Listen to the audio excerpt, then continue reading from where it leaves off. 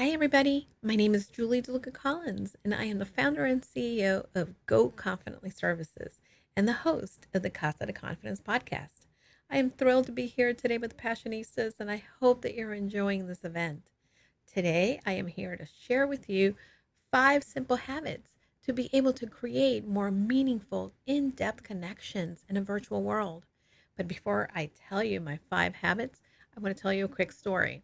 A couple years ago, I went ahead and I embarked on a pilgrimage. Many of you have probably heard of it. Is the Camino de Santiago in Spain.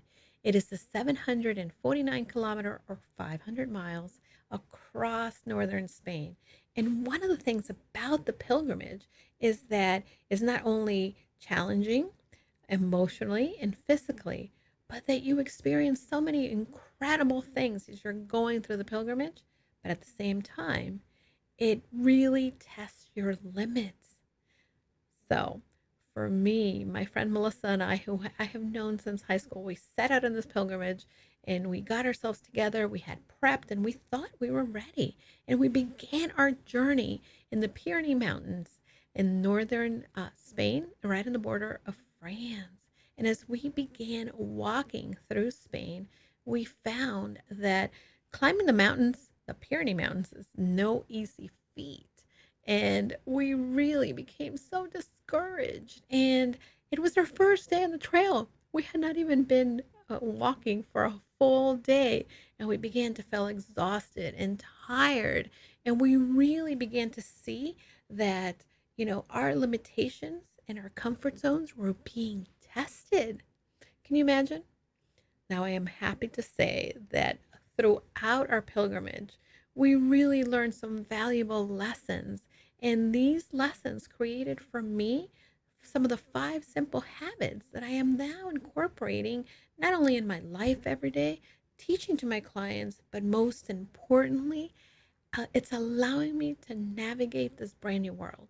Because think about it, 2 years ago, did we really think we were going to be where we are today? But this is what is happening. We have a new reality and we need to learn to navigate because the virtual world is only growing and we need to be able to create meaningful relationships. We as humans crave connection. We crave to be able to be accepted and loved, and ultimately, what Maslow talked about in self actualization. But I don't want to get too complicated. I'm going to jump right into my habits. The first thing, and I'm going to tie them back into my pilgrimage in Spain. All right. Are you with me? Perfect. The first thing that you have to do is you have to be able to notice, especially when you're trying to create relationships in a virtual world, is notice what you're thinking. And this happens, and you can take this habit and incorporate it into other areas of your life. When we are in discomfort and sometimes not being able to see someone in person, not being able to be at an event, or the things that we value and enjoy the most, create that area in our brain where it says, oh, this is different, danger, danger. And immediately we go into our reptile brain that is trying to protect us. But I want you to start, and whatever it is, when you're feeling overwhelmed or discouraged or sad, that you're not able to be with the people you love, or you're not able to go out and take that vacation you were looking forward to, or the only way that maybe you can connect with people is via Zoom, notice what you're thinking and acknowledge them. Many of us, when we're thinking something uncomfortable and unpleasant, we try to push away those thoughts. Don't judge yourself for those thoughts. It is normal to feel discouraged. It is normal to feel whatever it is, right? Fill in the blank. When I was in the pilgrimage, and that first day that we were hiking, and my backpack was so heavy, and I just kept walking, and I couldn't see an end in sight, and my feet were hurting, and it started to rain. I realized that I was feeling a lot of different things, right? And as soon as I started to notice what I was thinking, then I was able to learn to manage some of my thoughts. Now, the second thing that is most important is we need to reboot. Rebooting is so important, or relaunch yourself when we are connecting with individuals online in a virtual world. or even in circumstances in our life that are difficult, once you acknowledge what you're thinking and what's going on through your mind, the next step for you is to really reboot yourself. Okay, I was thinking this, or hey, this is the circumstance that I'm on, or I'm not taking that vacation. Really acknowledge the thought, understand that's what you were thinking, but then really reset the scene. What are your expectations? What did you expect? What are the actual circumstances that you can actually do? Can you meet with your friends via coffee? Can you join a Facebook group where you go in and chat? What are the things? And reboot and recreate some of the environments in which you can do the thing that you wanted to do and just reboot it. The rules of engagement have changed, and discussing what the expectations are or what we are able to do is very key. For us, as we were climbing the Camino de Santiago, it was very important that when we started to feel discouraged and we felt like, oh my gosh, we're never going to make it, that we sort of said, hey, what do we expect for ourselves? Will we expect to be able to maybe walk another hour, 2 hours? Or hey, if we've been walking for a long time, we want to go ahead and make sure that we're getting enough breaks. And again, those connections really matter in our life, but really understanding what the expectations others have of you and what you have of them is important. Okay, tip number 3, and this is my favorite. Try something new. We are so caught up in doing things our way, the same old, same old, same old. And when we don't, right, then this is another area in which we become overwhelmed or frustrated. Also, we really feel that sometimes our connections, we stay within the same people. I urge you to go out and find different people, different places where you can make connections and learn about other people. We live in a world that is full of amazing individuals of different cultures and backgrounds and thoughts and ideas. And just because someone thinks differently than you doesn't mean that it's bad. It just means that it's an opportunity for you to learn.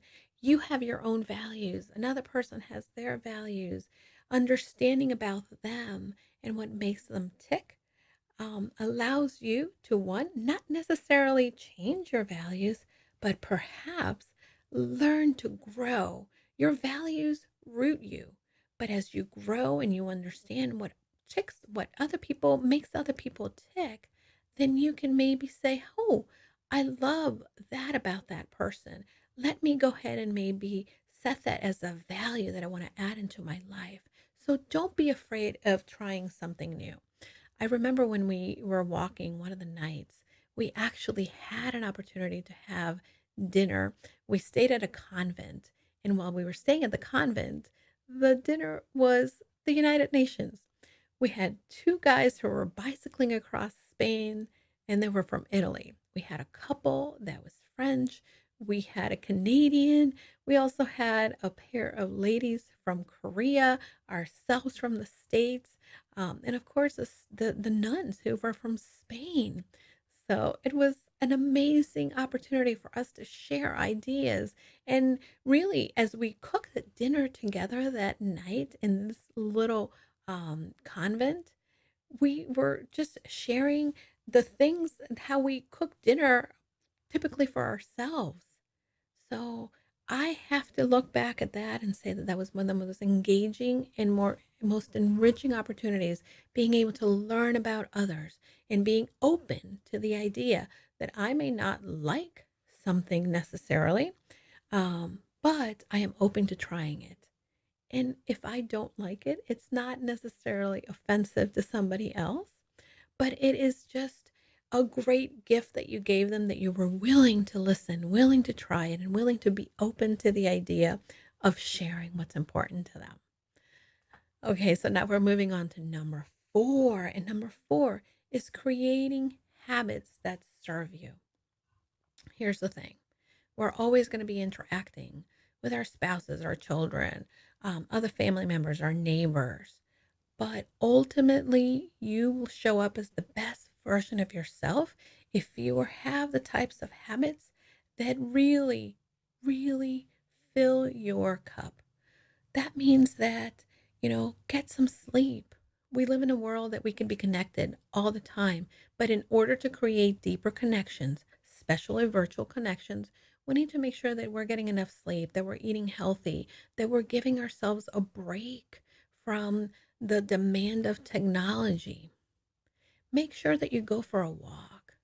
The summer is coming to an end in many places, and it's important for us to really be able to connect to the simple things in life, and that really replenishes your soul.